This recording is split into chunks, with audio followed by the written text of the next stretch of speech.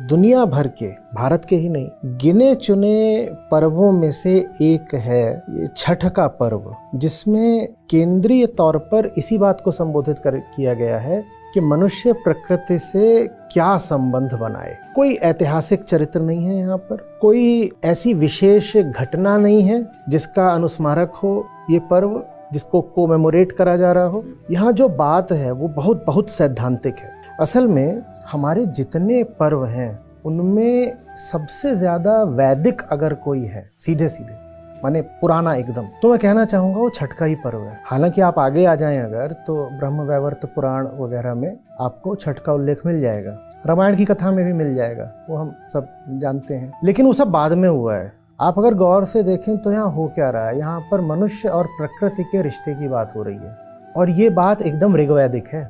ये उस समय की बात है जब मनुष्य देखता था अपने इर्द गिर्द प्रकृति को और वहीं पर सत्य की खोज का प्रयास करता था, और उसका पहला सवाल ही यही था, ये सब जो है दृश्यमान जगत, इससे क्या रिश्ता रखना है। एक उत्तर वैदिक ऋषियों को मिल गया था बिल्कुल साफ साफ, और वही उत्तर आगे जाकर के हमें वेदांत के रूप में एकदम ठोस शक्ल में मिलता है। और उस उत्तर के मिलने की शुरुआत मंत्रों और संहिता में ही हो गई थी। वो उत्तर ये है कि प्रकृति जो भी है भाई, भोगने के लिए नहीं है, और उसका प्रमाण ये है कि उसके सामने सर झुकाया। इसको भोगना होता है, इंसान उसके सामने तो सर झुकाता नहीं है, सर झुकाया। वही जो स्पिरिट है, जो भाव है, वो हमें छठ में देखने को मिलता है। नदियों के प्रति सम्मान, नदियों की सफाई, नदी में जाकर के खड़े रहना, उगते सूरज को भी अर्घ्य और डूबते सूरज को भी अर्घ्य, सांध्य अर्घ्य भी और विहान अर्घ्य भी, दोनों। किसी भी तरह का मांसाहार न करना, कोई उसमें चकाचौंध नहीं, कोई बहुत उसमें उछल कूद नहीं, कुछ उसमें ऐसा नहीं जो कृत्रिम हो।